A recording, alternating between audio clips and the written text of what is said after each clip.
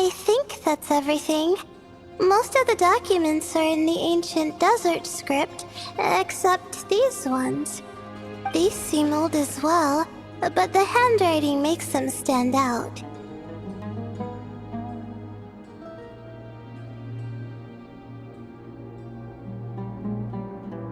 Right! Let's arrange them in chronological order before we read through.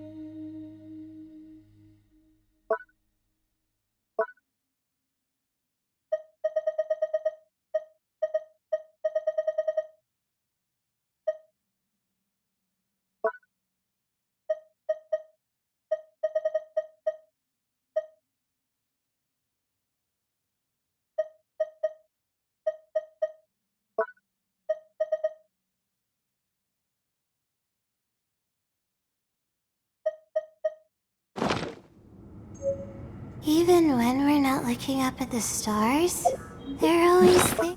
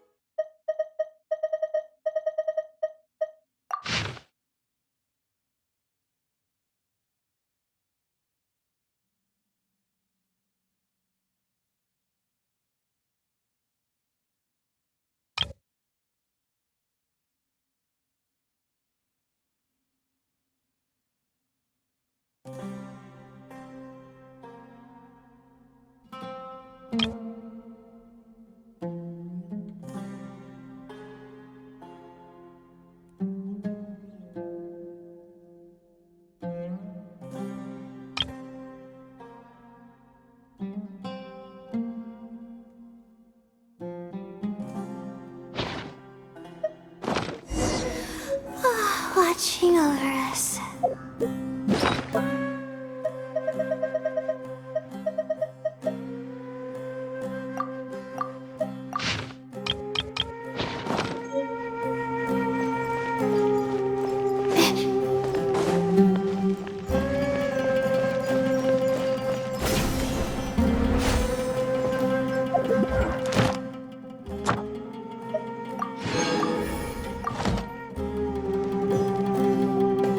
Okay, now let's take a look.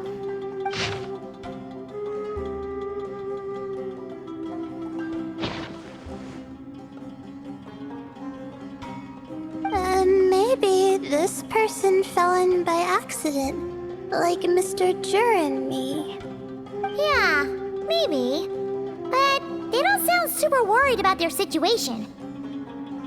So, either this person's an ace adventurer, like the Traveler, or some kind of super optimist. An optimist, huh? Oh, I wish I could be that sort of person.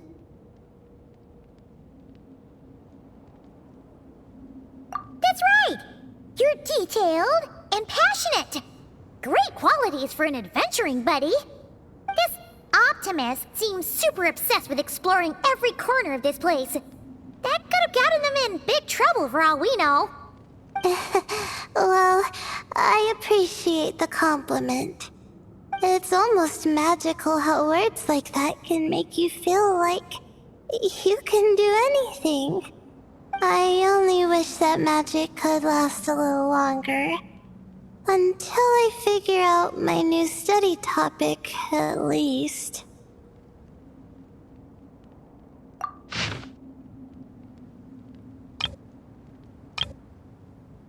Oh, looks like you were spot on, Paimon. See? Told ya! That's what happens when you don't think things through. And all this talk about seniors and juniors? He was a student just like you, Layla. Whew, he sure talks a big talk for a student, though. You'd think he was some kind of old scholar instead. Huh. What is it? Did Paimon say something wrong? No, not at all.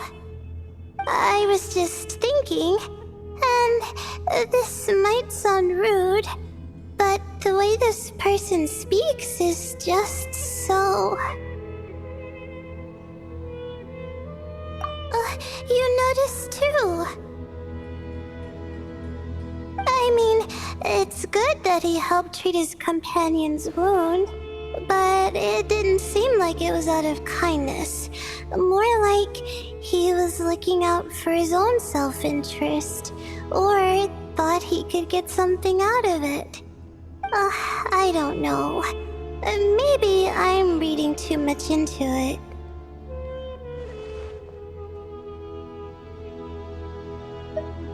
Yeah. If you're both in this dangerous situation together, wouldn't you mention them at least once? If it were Paimon, she would write down the name of every single person she was with. No one would be able to get away. Actually, I find Paimon's approach quite sensible. It makes sense from a safety perspective, too.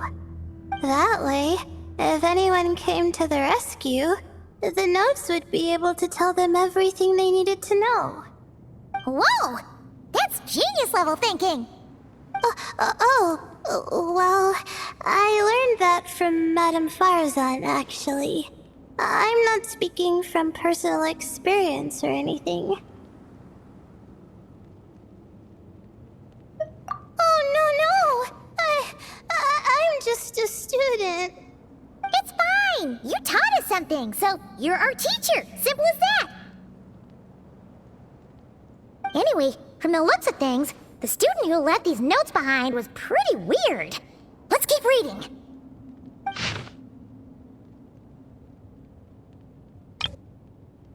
Whoa! Hang on! That's a lot of information. Paimon needs a moment to take this in. The Ibis King. So... did this person actually meet the Ibis King here?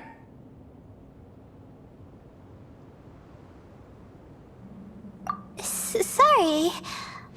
Who? Jeez, not again! Stop teasing her, Traveler! You know she was asking about Nefer. Anyway, Nefer's, a friend of ours. And she's mentioned the Ibis King before, but not in much detail.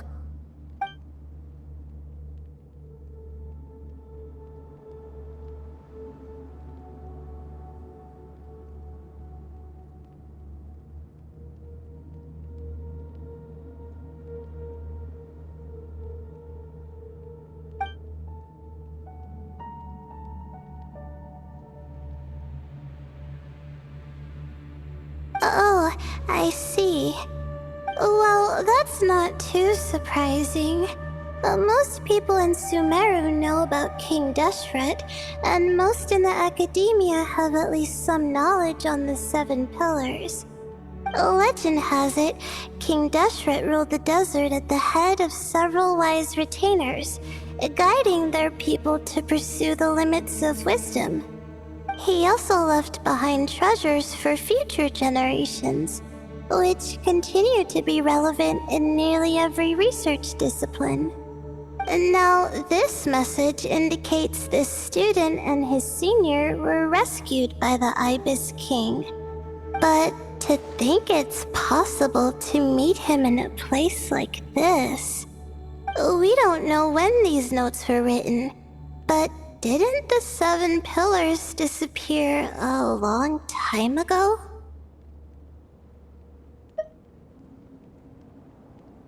Yeah, the notes made it sound like his powers were restricted. Also, the mention of this form? What is that supposed to mean? I'm not sure.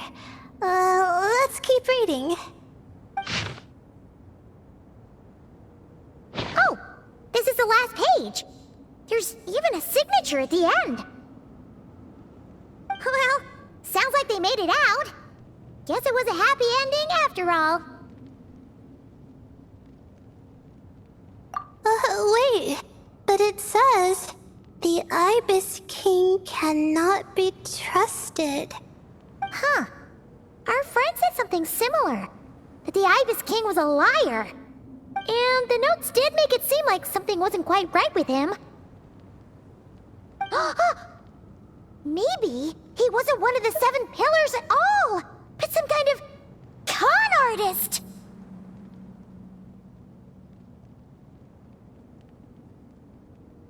Huh? What's that supposed to mean? I think Paimon raises a good point. Let's keep our guard up just in case. Alright, I think that's all the clues around here. How about we... Oh, it's Marak! That means Kaveh and the others should be around here, right? Hello? Anyone up there? Can you hear us? Yeah, we can! You know, sound travels just fine in an empty chamber like this. You don't have to shout. Of course, if you're shouting to express your excitement at being reunited, by all means, pretend I never said anything. Yelling like this is kinda exhausting. Come on, let's head back down.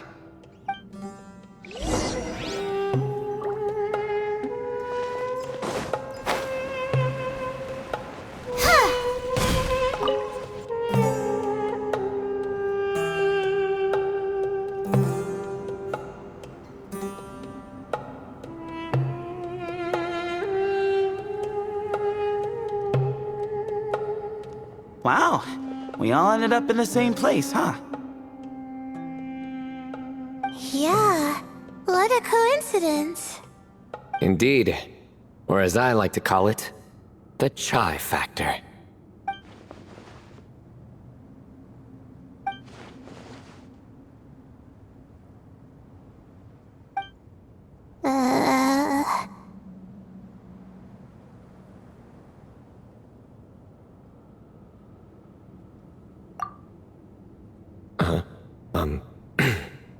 No reply?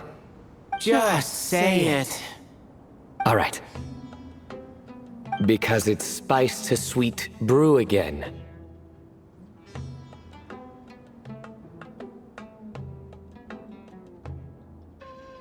Oh, hey, that's a new version. Oh, wait, what? You've never heard that one?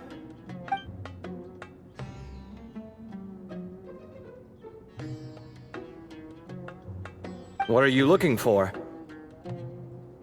A place to sit and read my book. Oh, great. What else is new? Well, looks like everyone made it through unscathed. Let's take this chance to get some water, rest a bit, and discuss what we learned.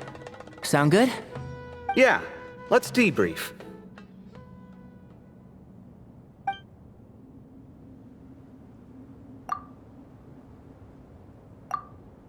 Okay, so we all learned a lot, but it feels like we ended up with even more questions. Yeah, but one thing's for sure. This place is tied to the Ibis King in some way. Hey, Sino. You're the current representative of Hermanubis. Can you call him up for a sec? Of course. Just let me sense his presence.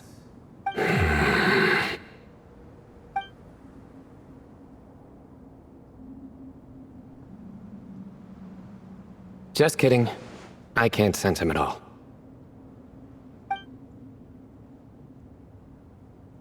Jeez, Sethos. Did you set him up for that one?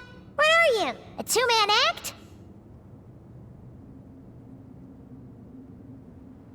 Sorry, Hermanubis isn't like the Ibis King.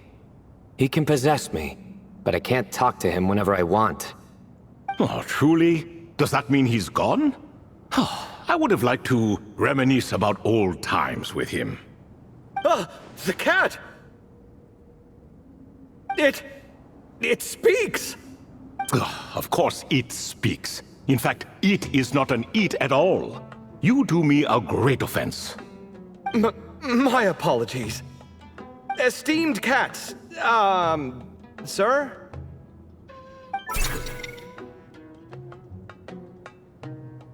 Oh, this little contraption is still here.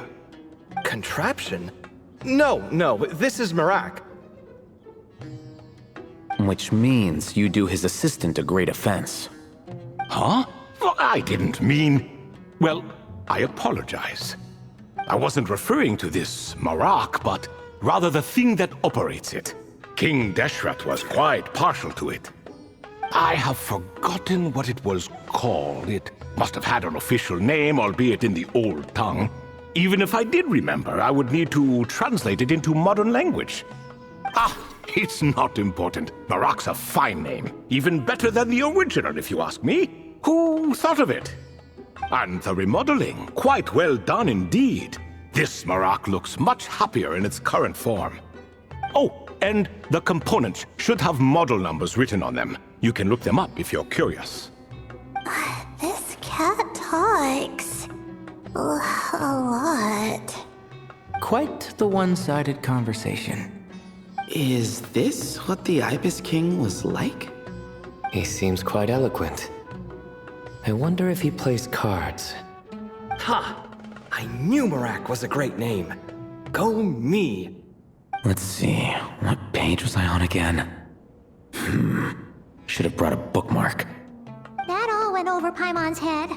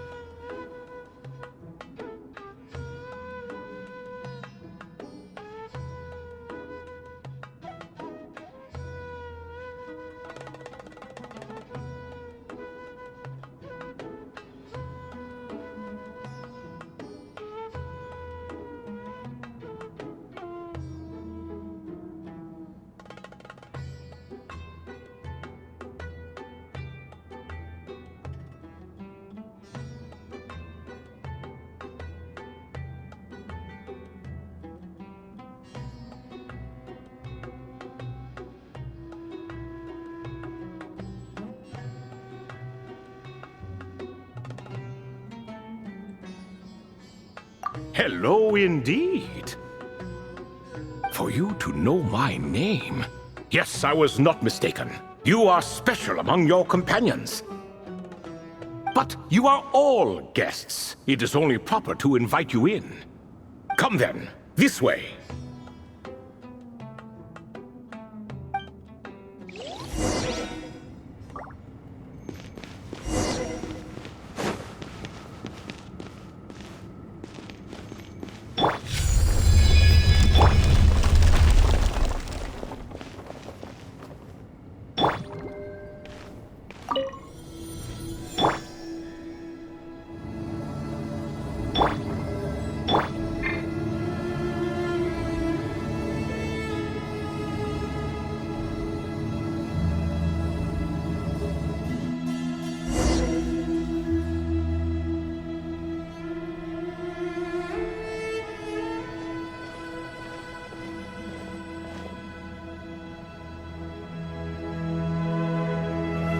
Welcome to my humble abode. Oh, your house sure is spacious, Lord Ibis King. I fear it's not quite what it used to be. In fact, it has long ceased to be my home at all. It belongs to the descendants of the cats I once raised. Such adorable creatures, aren't they? Take the one I'm borrowing here, for instance. A chubby fellow with such lovely fur. Anyway, tradition dictates that a special guest such as yourself be presented with a gift. Alas, it's a first-come, first-served basis, you see. I fear with the passage of time, none are left. What? So the treasure's gone already? Treasure, you say? Not an inaccurate description.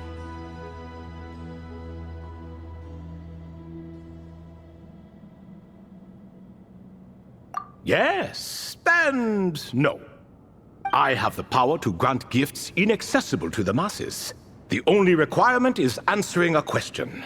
Not a bad deal, yes? Of course, my questions were given unto me by King Deshret, who in turn received them from the Mistress of Flowers. There are 3, and no more. What causes our rise and fall? What obliterates love and hate? What determines truth and falsehood? The more he talks, the less Paimon understands. I see. That must mean Gudars and Makaira managed to answer 2 of the 3. Another who understands. Oh, so that's the event those 2 slabs are depicting. Ah, priests and their records. A singular obsession, and quite boring too. After being imprisoned within Aru, I could, on occasion, take the form of a cat to converse with those around me. But I despised speaking to them. No conversational skills whatsoever. Now, humans like you who stumble in here from time to time, you are much more interesting. Hold on! We're getting off topic again. The 3 questions you just mentioned? What are they for, exactly? Ah, that is a story that begins with King Deshret. And we're in for another long one. Nostalgia for the past is common to us all, is it not? And our king, he was such a proud, solemn man in those days. He watched us speak of the present and the future, of the wisdom we possessed or were about to obtain. We were his proud retainers, confident in our belief that, so long as each one of us used our abilities to the fullest, progress was inevitable. Yet, King Deshret's ambition was not destined to be allowed in a closed-off world such as this. So nothing went as planned. In fact, from the beginning, there were signs an outcome of this nature was inevitable. Because although there were 7 pillars, one was forever absent. Al-Ahmar would insist the Dendro Dragon Sovereign was one of us, but the dragon herself rejected that idea. Huh. Like a card you can never seem to draw from your deck. More like a card that was never in the deck to begin with. Alas, that's just who Al-Ahmar was. There was nothing we could do about that. And I always preferred chess to cards. In the end, life grew unbearable for our king. But, of course, those who remain must continue to live on. But subjects like us were less fortunate. After all, the fate of a retainer is decided by the king, including the chance to walk away. So it was then that King Deshret had Kroko, Goti, and I locked up within Aru, where we remain to this day. Krako. Goti? Ah, of course. You're more familiar with their full names. Sobek, the Crocodile King, and Hereshef, the Goat King. And let me tell you, when it comes to chess, Hereshef was a habitual backseat strategist, always spewing nonsense from the sidelines. Well, Sobek was all too quick to take his terrible advice, to the point where I was the one who got accused of cheating. Chess is an exercise in patience, and that man couldn't sit still to save his life. He could never excel at that game. In fact, neither of them were good at chess. Even so, we played together often, and since I was always the winner, we got along quite well. What are you laughing at? Were we not good friends? No one's laughing. Paimon would never. No, not you. It's Goti. He's laughing for no reason again. Can you not hear him? Ah, right. Of course you can't. The two of them are inside Aru, as am I, so only I can hear them. What is even going on here? Has he, like, started to lose it after being trapped for so long? That does happen to prisoners serving life sentences. Speaking of which, how's Azar doing these days? I doubt he's doing much of anything. Just what I wanted to hear. What is the meaning of this? You doubt my words? I have half a mind to not talk at all. Oh, no. They're not questioning you, Lord Ibis King, just discussing other things. Please, continue. In that case, where were we? Getting to the part about the 3 questions. Hopefully. Ah yes, we're almost there. Before I entered Aru, King Deshret said I could be released from my eternal seal if I chose humans who could provide the correct answers to those 3 questions. The first person who caught my eye was Gudars. I asked him, "What causes our rise and fall?" He answered, "Conspiracy and betrayal, for it renders the righteous and wise unable to succeed, and thus nations fall." I found his answer quite interesting, so I bestowed upon him the power to deceive. The second human I chose was Makaira. I asked her, "What obliterates love and hate?" She said unto me, "I have nothing left to lose. Vengeance alone can quench both love and hate." I found this to be another fascinating response, so I granted her the power to be loved. But both of them ended up... Now then, young one, riddle me this. Did their answers point to this fate, or was it the power I bestowed upon them that determined their end? I'm just an observer who doesn't understand their circumstances, so I can't answer. A clever reply. I do not wish to comment either. It is all in the past at this point. My only wish was for their answers to be acknowledged by King Deshret's rules, and bring me one step closer to freedom. As for the final person, her fate remains to be seen, so I will not reveal her name.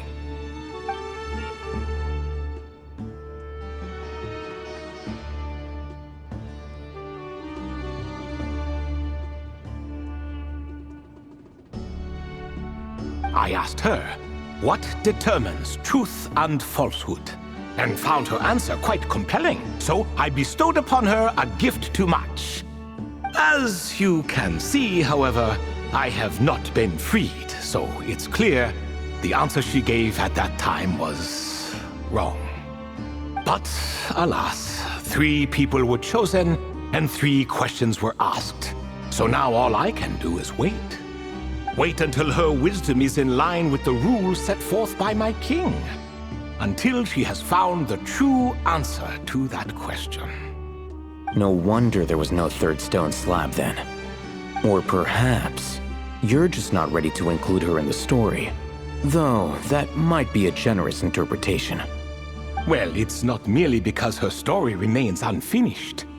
As the remaining priests of this place left or passed on, there were none left to record the events that followed. Besides, stone slabs are few and far between in the Great Red Sands. In the sprawling desert, very few things or people even manage to leave a trace. But sometimes I can't help but wonder, if that young man from several centuries ago had been willing to answer my question, would I have left Aru by now? So there was someone else? Of course, it has been thousands of years after all. All sorts of people have stumbled upon this place, but I only chose the special ones. That young man had such a singular intelligence, though his companion, by contrast, was rather average.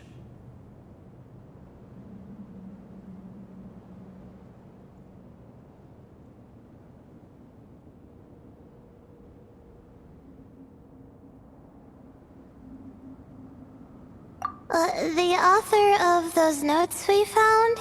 The student named Zandik? Ah, yes, I think that was his name. In truth, I was unsure whether I should grant him my third remaining gift. He was, of course, exceedingly clever, but he was also mistrustful and narcissistic in equal measure, and there did not seem to be a line he was unwilling to cross. Too much power could be dangerous in the hands of someone like him, so I found myself rather relieved when he declined my gift. Oh, he turned you down? Did he give a reason? Yes. He said he didn't need it. I still remember the look in his eyes. Nothing stood out per se, and still I could sense contempt and disdain radiating from his gaze. I could not give an exact reason, but on instinct I just knew it would not end well to get close to a man like that. So, I tricked him. Stick close to your companion, I said. Only the descendants of Tuletula can come and go as they please. Leave him behind, and there is no escape for you. So, does that mean his companion wasn't a descendant of Tuletula? Oh no, that part was true. The lie was in the other half. Anyone can enter or exit this place. There are no restrictions. I saw that his companion was exhausted and was concerned Zandik might leave him behind, or worse, that some other accident might befall him. So I made up an excuse to prevent Zandik from going a step too far. Oh, and speaking of, Sandik's companion had the same blue hair and pointed ears as you. Wait, does that mean Layla's also a descendant of Tuletula? Indeed. When Hermanubis founded that city, he took in many who had nowhere else to go. Today their progeny are scattered to the four winds, and indeed are far more numerous than I could have imagined. So the person you protected could have been my ancestor. Yes, yes. You're very welcome for that. Could I ask another question, Lord Ibis King? Of course. I have nothing but time, I'm afraid. Did you also save me and a man named Jur?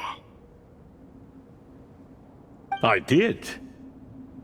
You two were quite unlucky bumping into a device King Deshret once used to measure human brain power.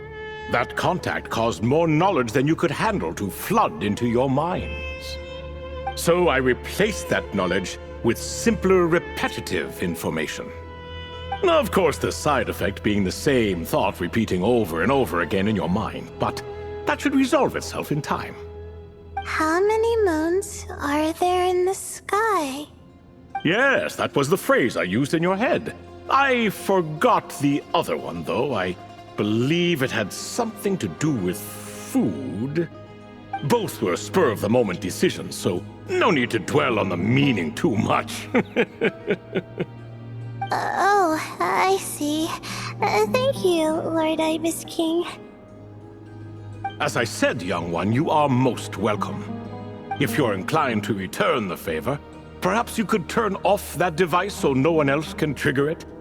There's only so much a cat's paw can do, so I'm afraid this is something I must leave to you. Or Marak, I suppose.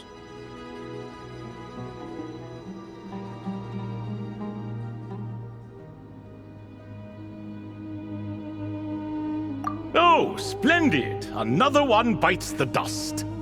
Such is the fate of things here. Day by day, little by little, the remnants of ages past fade into obscurity. For that reason, the gifts of bygone eras, be they tied to your blood or technological in nature, are not to be revered. They are tools, nothing more. Disrespectful? I simply make the most of what I have. Besides, our king has been gone all these years. What good does it do to revere him now? Oh, are you talking to the Goat King again? No, Croco this time. He's pestering me for another game of chess. Says he wants to even the score. Wishful thinking, if you ask me. If we counted one push-up for every loss, he'd owe me 300,000 by now. Of course, that's just a rough estimate. I've never kept count. It appears that's something you like. Being someone unable to be defeated. I suppose so.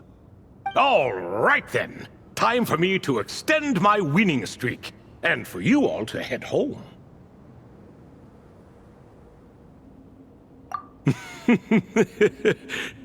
In truth, deep down, I know even the answers to those 3 questions will not change my fate. But that is for me to reckon with. Go on now.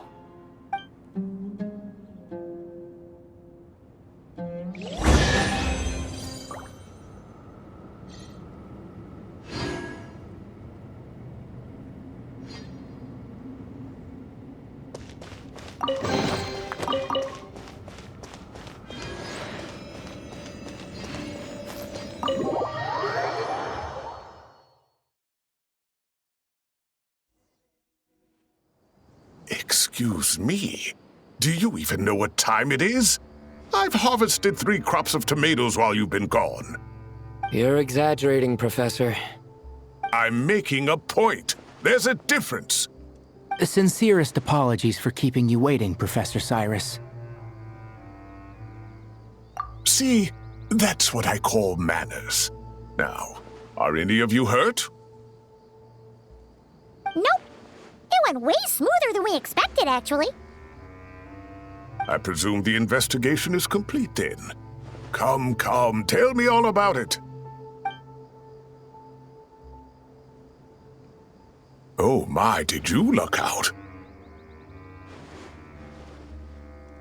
If you've read the work from the Vahumana Darshan, you would know that the Ibis King has, well, let's call it a mixed record. Perhaps he softened up a bit in his old age, and that's why he chose to help you.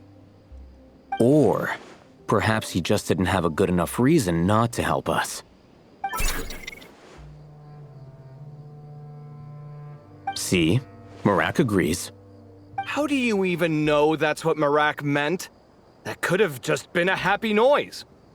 In any case, there's a lot to be happy about. We figured out what happened to Layla and Jur, and there were some unexpected takeaways too.